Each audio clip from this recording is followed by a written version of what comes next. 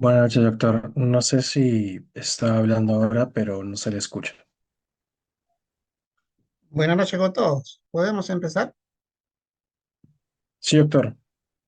Listo, muy bien. Buenas noches con todos. Vamos a empezar nuestra parte teórica en lo que respecta a dolor pélvico agudo, en este caso enfermedad pélvica inflamatoria pélvica.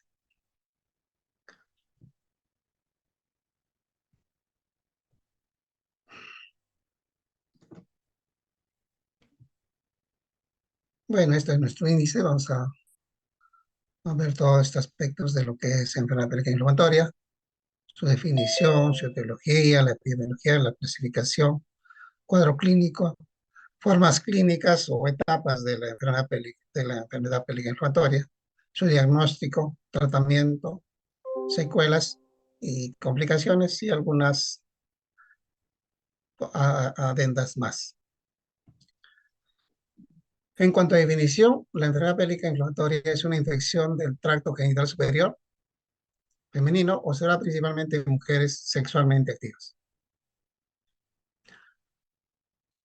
En la mayoría de ocasiones, la afectación es leve, con síntomas consistentes en dolor pélvico.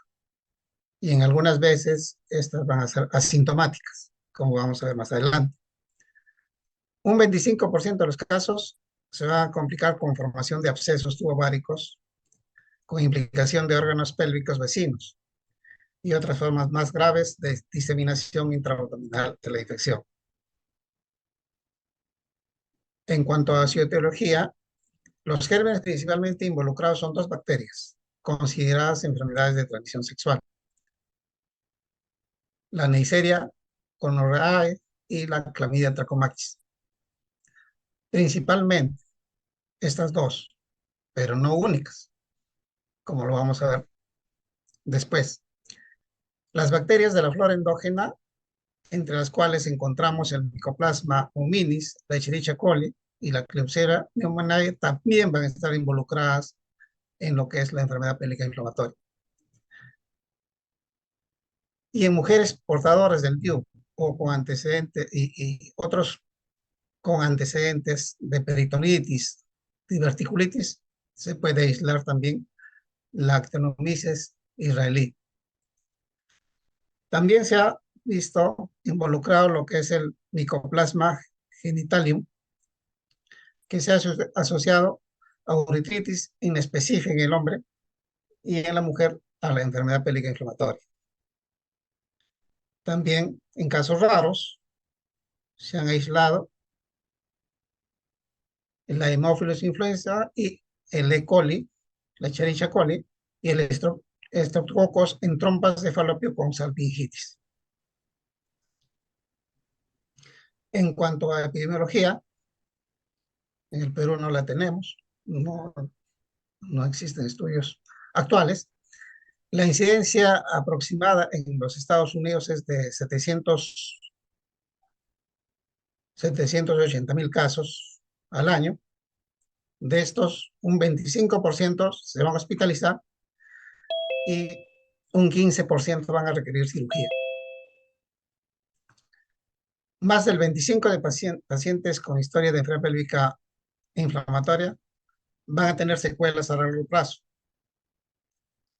Estas van a ser el embarazo ectópico, infertilidad y el dolor pélvico.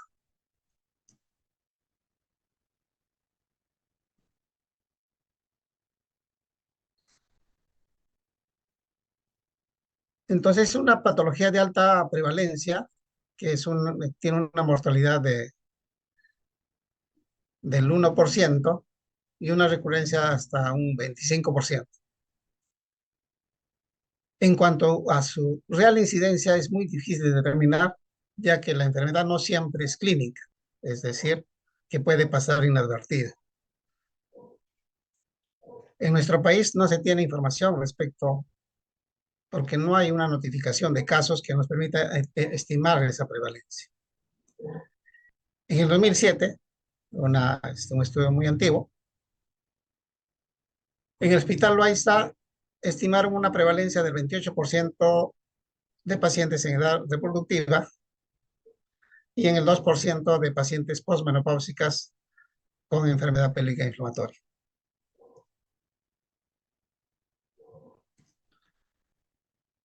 Hay factores de riesgo en lo que respecta para adquirir esta enfermedad.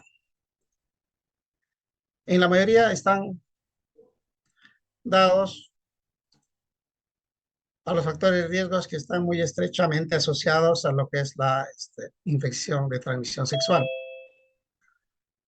Como sabemos, si hay buena educación, podemos cambiar las conductas de los pacientes y podemos disminuir su incidencia. En cuanto a factores de riesgo, así como en las ITS, el inicio precoz de la actividad sexual es un factor de riesgo. La alta frecuencia de cambio de pareja, mayor de 2 en 6 meses, la alta frecuencia de coito, más de 5 veces por semana, no utilizar anticoncepción de barrera, que tengan antecedentes de enfermedad pélvica inflamatoria o infección por gonococo o clamidia. Esos son factores de riesgo más importantes. Una de cada 4 mujeres con antecedentes de enfermedad pélvica inflamatoria tiene recurrente. El uso de DIU está asociado, pero esta se va a limitar a 3 o 4 semanas siguientes a la inserción en mujeres con bajo riesgo de infección de transmisión sexual.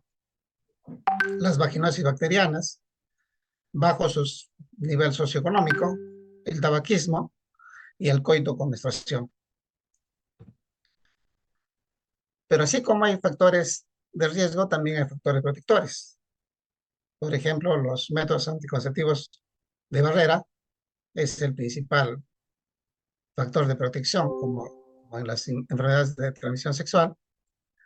Los anticonceptivos orales combinados, que estos van a aumentar y van a espesar el moco cervical, a la vez van a disminuir el flujo menstrual, lo cual va a disminuir el flujo retrógrado. Esto va a impedir la entrada de microorganismos. Otro factor protector es el embarazo, y la esterilización quirúrgica va a prevenir la infección por vía ascendente. Esto en cuanto a procedimientos se refiere. En cuanto a la clasificación de la enfermedad pélvica inflamatoria, tenemos los estadios de Monif. Un estadio 1, leve, es una salpingitis aguda sin pelviperitonitis, a menudo que es tratada en forma ambulatoria.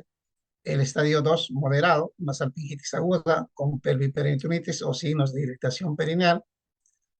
Un estadio 3, severo, en la formación de absceso tubovárico. Esto va a involucrar la trompa y ovarios. El tratamiento va a depender del tamaño y siendo a menudo quirúrgico si esto supera los 6 a 9 centímetros. El estadio 4, muy severo, es la rotura del absceso tubovárico, lo que puede causar peritonitis difusa o shock séptico. Esta clasificación es fundamental para definir manejo, que suele ser hospitalario para los grados de 2 a 4 y ambulatorio para el grado 1. En cuanto a la clasificación por la perioscopía, tenemos 3, leve, son las trompas que encontramos con eritema y edema sin exudado purulento. Moderada es cuando la presencia de material purulento en las trompas fijas y fibras obstruidas. Y severa cuando el absceso tubovárico ya es evidente.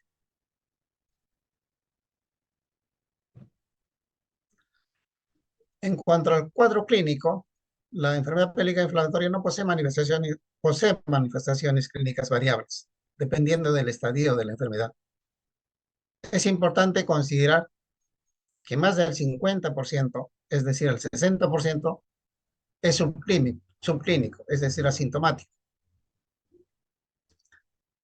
El dolor abdominal va a representar su síntoma cardinal.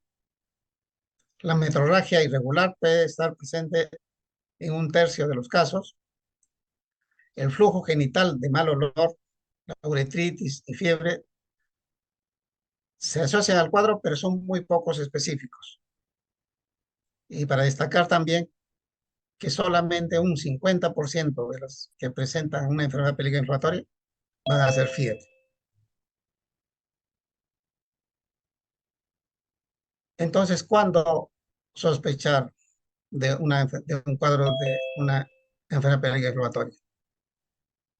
Cuando una mujer joven manifiesta dolor, un malestar sordo infraumbilical, una leve endometritis, un dolor anexial unilateral o bilateral, que puede estar asociado a leucorrea o flujo vaginal, dispareunia o dolor con las lesiones sexuales, sangrado vaginal y disuria.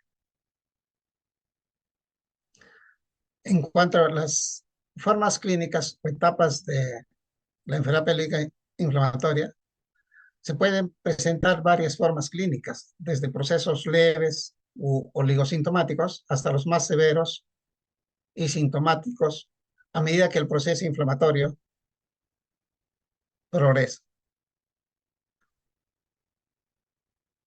La subclínica generalmente está mediado por la clamidia en un 60%. El leve moderado, un 35%, puede manifestarse como endometritis y salpingitis.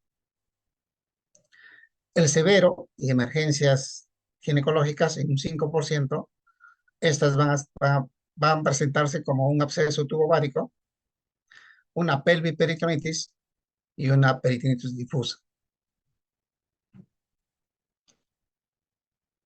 Formas clínicas, el leve moderado. La endometritis va a ser una inflamación endometrial cuya etiología va a ser bacteriana, va a corresponder a los casos más leves, asintomáticos o oligosintomáticos. En general, el tratamiento va a ser mediante antibióticos orales de forma ambulatoria. La endometritis con salpingitis va a corresponder a un proceso inflamatorio infeccioso que va a comprometer a la trompa de falopio, primero en endosalpinx y posteriormente toda la pared tubaria. El dolor es más intenso y está localizado en la zona anexial, siendo más sintomático que el anterior, que la endometritis. El tratamiento, en general, podría ser antibióticos orales, pero también hay que considerar la posibilidad de hospitalización y también la necesidad de una laparoscopia precoz en mujeres jóvenes y sin hijos.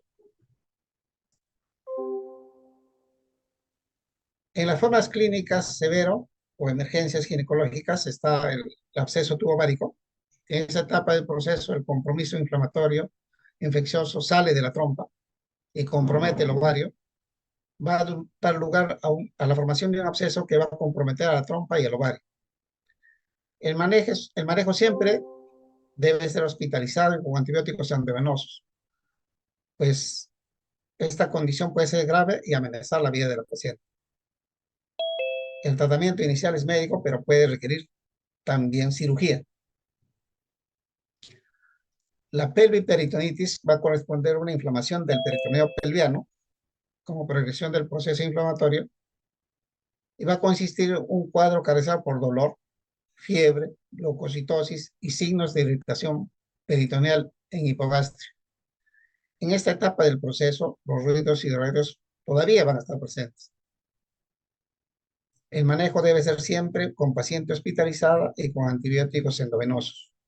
Se debe evaluar la necesidad de la laparoscopia precoz con la finalidad de conservar la fertilidad. En la peritonitis difusa, el proceso infeccioso ya va a comprometer toda la cavidad peritoneal. La paciente va a presentar signos de irritación peritoneal difusa. En esta sí va a haber ausencia de los fluidos hidroaéreos. El manejo debe ser hospitalizado con antibióticos endovenosos para preservación de la fertilidad como objetivo secundario en esas pacientes. Pero hay que tener en cuenta que el fin primordial es salvar la vida y el manejo de en este caso es quirúrgico.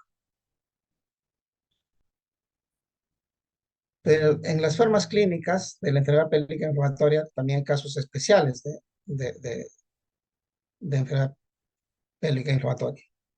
Por ejemplo, la actinomicosis pelviana va a ser un proceso inflamatorio producido por la Actinomyces israelí, que es una bacteria gram positiva, anaerobia estricta, con pseudohifas. En la visualización microscópica se van a observar estructuras como gránulos de azufre y su patogénesis se asocia a factores de riesgo específicos, dentro de los cuales se incluyen el uso prolongado de DIU de plástico, no la T de cobre, sino el DIU de lipes, o lesiones intestinales, como apendicitis y diverticulitis, que generan colonización en la región. Puede causar un cuadro silente y asintomático, pero también puede dar lugar a una enfermedad pélvica severa con múltiples abscesos pétreos. Y en el examen físico se va a evidenciar una pelvis congelada, es decir, un tumor pelviano duro que va a comprometer toda la pelvis y va a remediar a un cáncer ginecológico. En cuanto al absceso ovárico, es un proceso inflamatorio poco frecuente donde la colonización bacteriana no se produce por vía ascendente, sino por vía hematógena. Se ha asociado clásicamente a fiebre tifoidea y a tuberculosis. En general, en este caso, el resto de órganos va a estar indemne.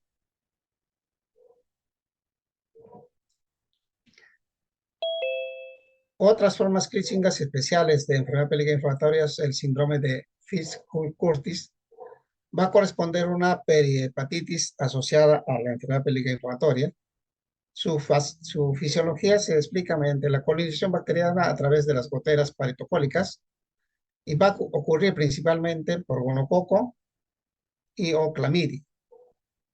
Y se va a manifestar clínicamente por una ictericia y dolor en el hipocondrio derecho.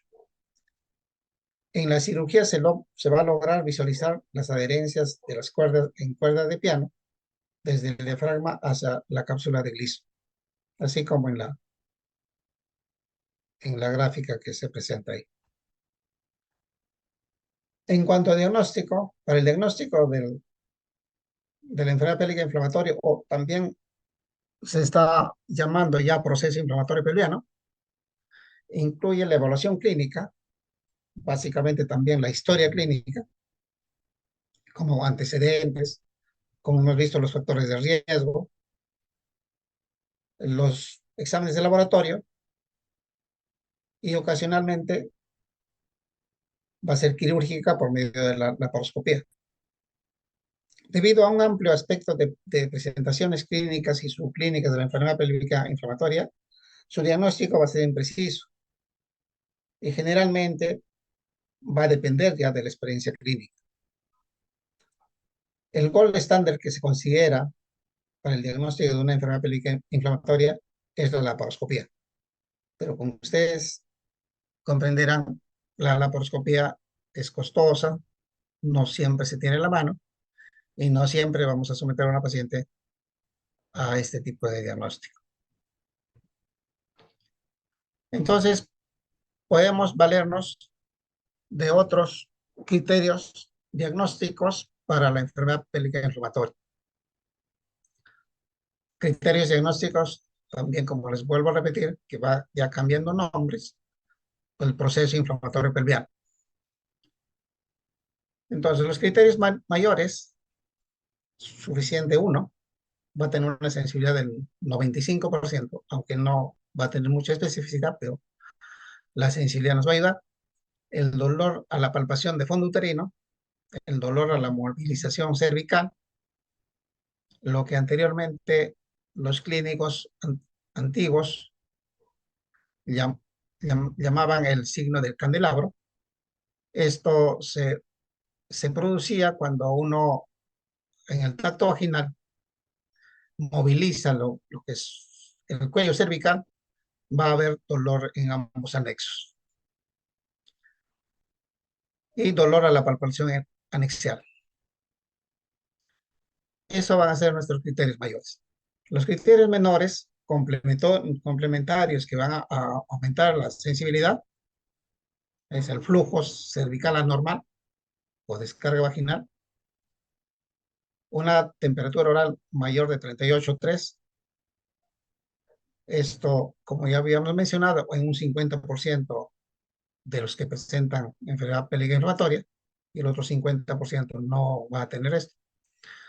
La leucocitosis, una leucocitosis mayor de 10.000, aumento de leucocitos en el flujo vaginal, la velocidad de sedimentación globular y la PCR elevadas.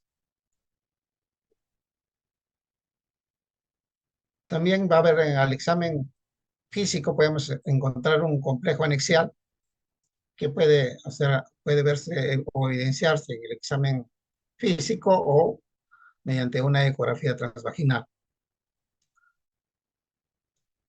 También tenemos el test positivo cérvico-vaginal para Neisseria gonorrhoeae y la clamidia trachomatis. Los criterios por usar en diagnóstico clínico de la enfermedad pélvica inflamatoria o el proceso inflamatorio pelviano son independientes del tipo de enfermedad pélvica inflamatoria. En cuanto al laboratorio, podemos tener exámenes microbiológicos para una posible etiología bacteriana específica, por ejemplo, la PCR para Clamidia trachomatis. Puede ser una muestra vaginal, endocervical u orina de primer chorro. Cultivo PCR de Neisseria gonorrhoeae. Puede ser una muestra endocervical, vaginal, cervical u orina. Un frotis, cultivo de muestras endocervical. Sospecha de una vaginitis bacteriana. Esto puede hacerse mediante el test de Nugent. Pesquisa de VIH, sífilis, hepatitis B y C. Y para evaluar la severidad está el hemograma, la velocidad de sedimentación globular y la PCR. Y exámenes para excluir otras causas de dolor pélvico. Está el test de embarazo o la beta-HCG cuantitativa. Esto para descartar un embarazo ectópico, por ejemplo, que causa dolor pélvico agudo. Un examen de orina y una ecografía pélvica, que es opcional. En cuanto al diagnóstico por imágenes, nos pueden ayudar, pero sin embargo, las imágenes normales no nos van a descartar enfermedad. En cuanto a la ecografía transvaginal, nos permite hacer un diagnóstico no nos permite hacer un diagnóstico de endometritis, salpingitis, pero sí ya puede darse su utilidad en cuanto a los abscesos tubováricos o en los abscesos en del Douglas. La TAC de pelvis útil en el diagnóstico diferencial, por ejemplo, con el diagnóstico de apendicitis. La resonancia magnética pelviana tiene poca utilidad, pero se solicita en unos casos seleccionados. En cuanto al tratamiento ambulatorio, está la ceftriaxona de 500 miligramos intramuscular por única vez, y que se va a asociar a doxiciclina de 100 miligramos cada 12 horas vía oral y metronidazol de 500 miligramos cada 12 horas vía oral por 14 días. También puede darse la cefotaxima, 2 gramos endovenoso por una vez, y también asociado a lo que es doxiciclina 100 miligramos cada 12 horas vía oral, más metronidazol de 500 miligramos cada 12 horas por 14 días.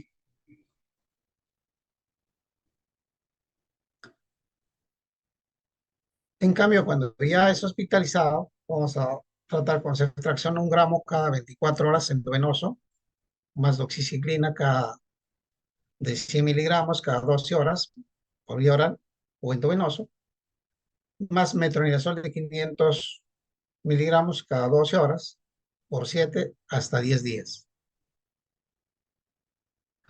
En caso de lo que es el absceso tubovárico, hay que completar 14 días con metronidazol de 500 miligramos vía oral cada 12 horas. En cuanto al tratamiento quirúrgico, está reservado para las enfermedades pélvicas en estadios severos, como el absceso tubovárico de gran volumen y en pacientes con deseos de fertilidad. En cuanto a secuelas y complicaciones, las secuelas más frecuentes de la enfermedad pélvica inflamatoria van a ser el daño ciliar, la oclusión tubaria, las adherencias y abscesos pelvianos, y junto a la necesidad de una reparación tubaria.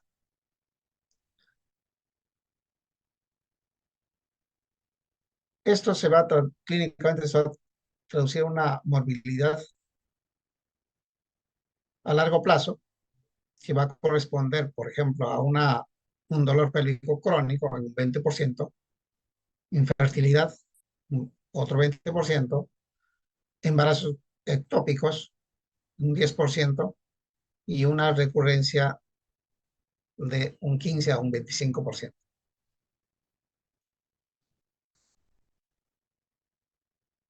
Entonces, con cada episodio repetido de lo que es una enfermedad pélvica inflamatoria, el riesgo del daño tubario permanente e infertilidad aumenta de 4 a 6 veces.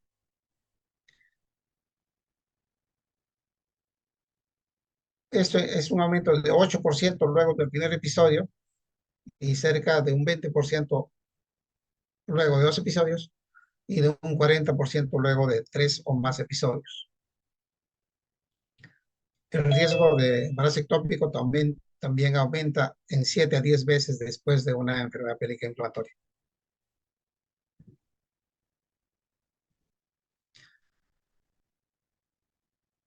Bueno, aquí les he traído un algoritmo de diagnóstico en una mujer con sospecha de enfermedad pélvica inflamatoria o de proceso inflamatorio pelviano. Por ejemplo, tenemos una paciente con dolor en hipogastria. Vamos primero a hacer un test de embarazo. Se sobreentiende que es una mujer en edad fértil. Si el embarazo es positivo, hay que considerar el diagnóstico diferencial,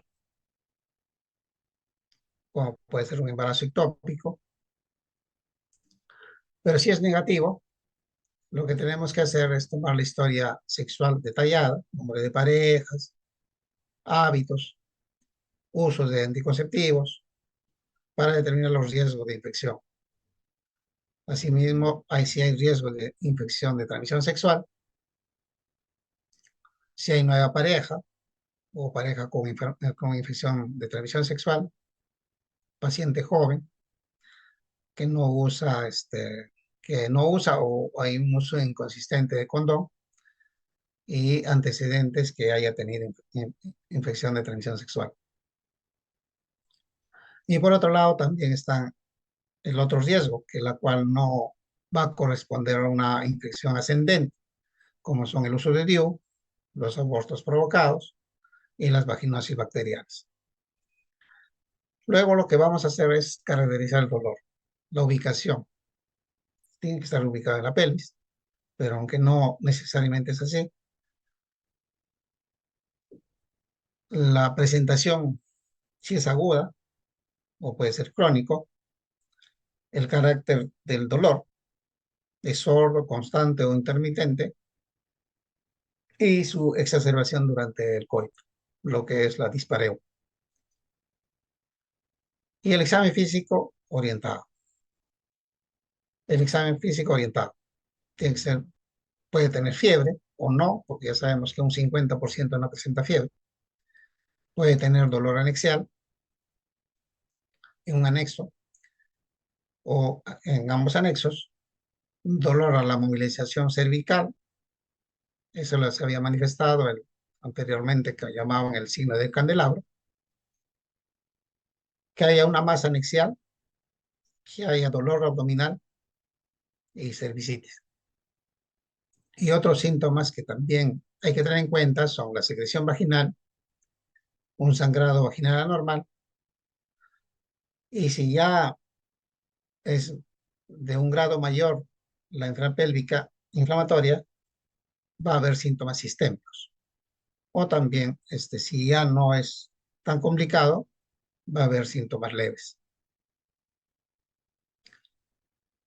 Entonces, todo esto es positivo. Vamos a sospechar de una enfermedad pélvica inflamatoria o de un proceso inflamatorio pelviano. Hay que hacer exámenes para infección de transmisión sexual y de todas maneras tratamiento empírico para establecer también los contactos sexuales. Y luego un seguimiento en 3 días. Como saben que los antibióticos, la respuesta se ve más o menos a las 48 horas. Entonces, si estamos en camino para el diagnóstico de una enfermedad pélvica inflamatoria y si hay mejoría, entonces estamos en lo que sería o correspondería a nuestro diagnóstico de una enfermedad pélvica inflamatoria. Bueno, esta es la bibliografía. No sé si hay alguna pregunta.